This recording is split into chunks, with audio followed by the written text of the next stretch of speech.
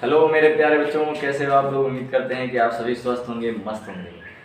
तो प्यारे बच्चों, आज हम लोग बात करने वाले हैं, कुछ क्वेश्चन करेंगे जो कॉन्सेप्ट हम लोगों ने पिछले टर्म पर क्लियर किया था। ठीक है, उससे रिलेटेड आज हम लोग कुछ क्वेश्चन करने वाले हैं जिसको देखकर आपको बहुत ही आनंद आएगा, बहुत ही मजा आएगा। बहुत ही आसानी तरीके से हम लोग कर भी लेंगे क्वेश्चन को, बहुत आसान होता है। ठीक है, तो सबसे पहले ग्राफ से कैसे पता चलेगा कि कितने शून्य होंगे। अगर मैं किसी फंक्शन का ग्राफ बना देता हूँ, ठीक है, किसी पॉलिनोमियल का मैं अगर ग्राफ बना देता हूँ, तो कैसे पता चलेगा कि इसके कितने शून्य होंगे, तो इसको देखेंगे सबसे पहले। ठीक, मान लीजिए मैंने एक ग्राफ ड्रा किया कुछ इस प्रकार से कि ये ग्राफ है, ये ग्राफ आपको दिख रहा होगा। आपको पता है कि इसको बोलते हैं वाई एक्सिस और इसको बोलते हैं एक्स एक्सिस।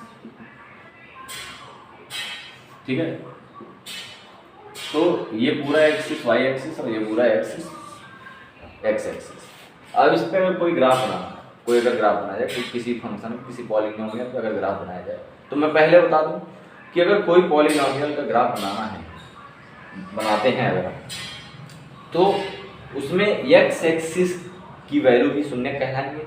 यानी कि वो ग्राफ अगर एक्स एक्सिस को जहां जहां काटता है वो उसका शून्य होगा, बिल्कुल होगा। जैसे मान लीजिए ये एक, मैं ऐसे ही स्पॉन्टेनियस एट रैंडम कोई भी ग्राफ बनाएंगे और उसका हम लोग बताएंगे। ठीक है, मान लीजिए कि कोई ग्राफ दिया है और ये कुछ इस तरह से दिया है। ठीक, ये कोई ग्राफ है, इस तरह से दिया है, तो आप देखिए एक्स एक्सिस को ये कहाँ कहाँ कट कर रहा है, मतलब कितने जगह पर कट रहा है, कट कर रहा है। जितने जगह पर एक्स एक्सिस को कट करेगा उसके उतने ही शून्य होंगे, उसके उतने ही शून्य होंगे। तो सबसे पहले ये देखिए, यहाँ पे एक्स एक्सिस को कट किया है, यहाँ पे एक्स एक्सिस को कट किया है, तो इसके दो शून्य होंगे। सिर्फ दो ही जगह एक्स एक्सिस को कट किया है, यहाँ पे एक्स एक्सिस को नहीं कट किया है, यहाँ पे वाई एक्सिस को कट किया है, इसलिए ये शून्य नहीं होगा। शून्य जहाँ एक्स एक्सिस ये है, एक दो जगह कट किया है, तो केवल दो ही शून्य होंगे। इसी तरह और एग्जाम्पल हम लेते हैं, मान लीजिए एक्स एक्सिस वाई एक्सिस और हमने कुछ ऐसे ग्राफ ले लिया। ठीक है, अब इसमें कहाँ कहाँ कट कर रहा है एक्स एक्सिस को, तो इसमें देखिए 1 2 3 4 5 जगह कट कर रहा है। तो इसके कितने शून्य होंगे, 5 शून्य होंगे, 5 जीरोज होंगे। कितने जीरोज होंगे, 5 जीरोज होंगे। ठीक है, इसके कितने जीरोज होंगे, कितने जगह कट कर रहा है, तो 1 2, तो इसके सिर्फ और सिर्फ कितने जीरोज होंगे, 2 जीरोज। ठीक, तो उम्मीद करते हैं कि आप ग्राफ से, यानी ग्राफ देखकर बता सकते हैं कि कितने जीरोज होंगे। एक्स एक्सिस को जहां जहां कट करेंगे वो उसका जीरोज कहलाएगा। ठीक है, अब हम लोग अगला क्वेश्चन लेते हैं। अब आपको ये सामने दिख रहा है ये क्वेश्चन, इस क्वेश्चन में जीरोज निकालना है। ठीक है, जीरोज निकालना है और साथ में ये भी चेक करना है कि इनके जो कॉफिशिएंट दिए गए हैं वो सही है कि नहीं है, चेक करना है। इनके कॉफिशिएंट की ट्रूथनेस की जो है चेक करनी है, ट्रूथ जो है ये सत्य है या असत्य है, ये वेरीफाई करना है। ठीक, तो बहुत आसान है। इस तरह के क्वेश्चन अगर आपके सामने आता है तो कैसे करेंगे इसको आप देखिए। सबसे पहले हम लोग जीरोज निकालेंगे, सबसे पहले जीरो निकालेंगे। एक क्वेश्चन लेते हैं फर्स्ट वाला। ठीक है, अब इसका जीरोज निकालेंगे तो कैसे निकलेंगे जीरोज, यक इसका फैक्टर करना पड़ेगा, x square minus 2x minus 8, इसको फैक्टर करेंगे और जोड़ने या घटाने कितना आना चाहिए, 2 आना चाहिए। तो ऐसा कौन सा हम लोग ले, मेरे अकॉर्डिंग इसमें जो है 4 2 जा 8 होता है और 4 माइनस 2 करेंगे तो 2 आएगा। ठीक, तो इसमें हम लोग अप्लाई करते हैं, तो 4 माइनस 2 एक्स माइनस 8, यहाँ से हो जाएगा एक्स स्क्वायर, ये हो जाएगा माइनस का 4x माइनस, और ये माइनस माइनस प्लस हो जाएगा, और 8x मल्टीप्लाई करेंगे 2x हो जाएगा, और माइनस का 8। अब इसमें x कॉमन ले सकते हैं, तो x माइनस 4, यहाँ से प्लस 2 कॉमन ले सकते हैं, तो यहाँ भी x माइनस 4 आ जाएगा। और साथ ही साथ हम देख सकते हैं कि इन दोनों में क्या कॉमन है, तो x माइनस 4 कॉमन है, और यहाँ क्या बचा, x प्लस 2 बचा। ठीक है, यानी कि हमारा जो है जीरोज आ जाएगा, पहला जीरोज आ जाएगा x इज इक्वल टू 4 और दूसरा आ जाएगा x is equal to minus 2, ये दो जीरोज आ गए।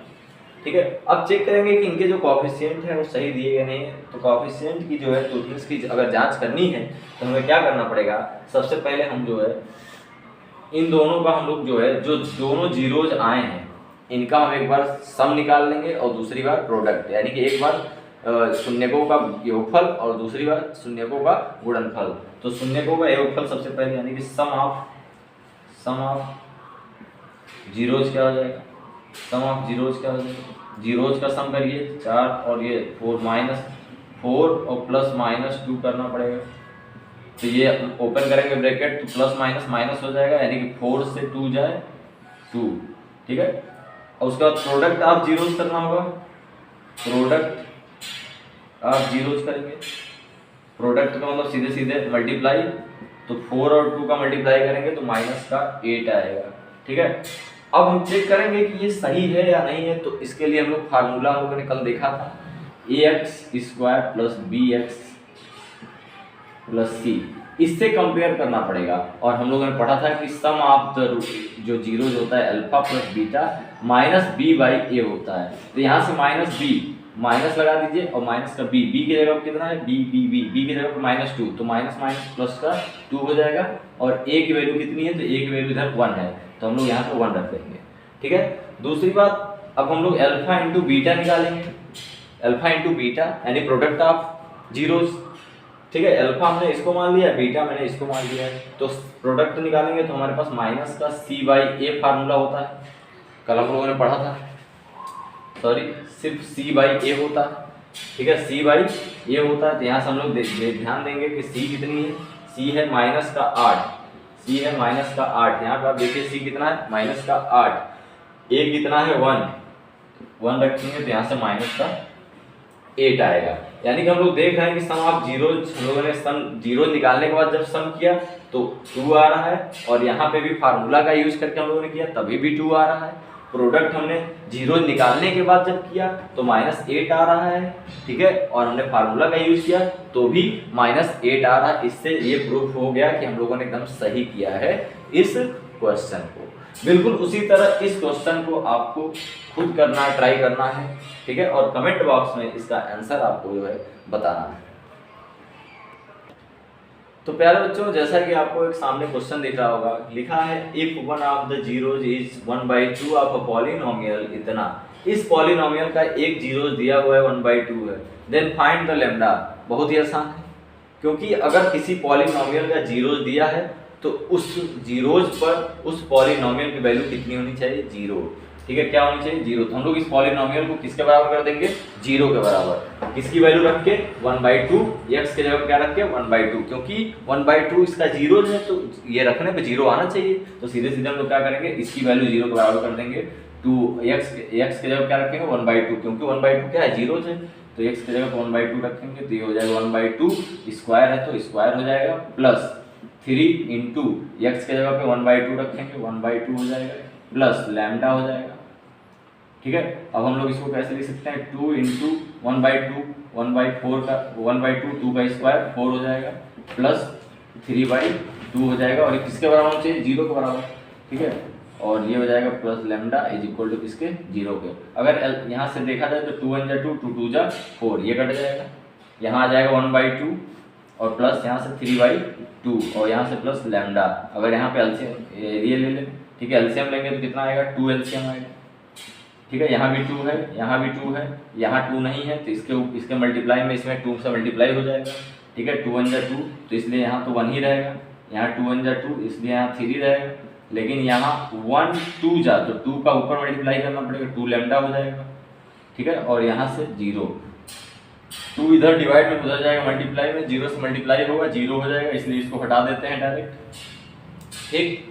अब ये करने के बाद इन दोनों को जोड़ लेंगे तो 1 और 3 कितना होता है 4, तो 4 plus 2 lambda is equal to किसके 0 के। यहाँ से 2 लैम्डा की वैल्यू हम लोग निकालेंगे, यहाँ पे निकाल लेते हैं इस साइड, ठीक है।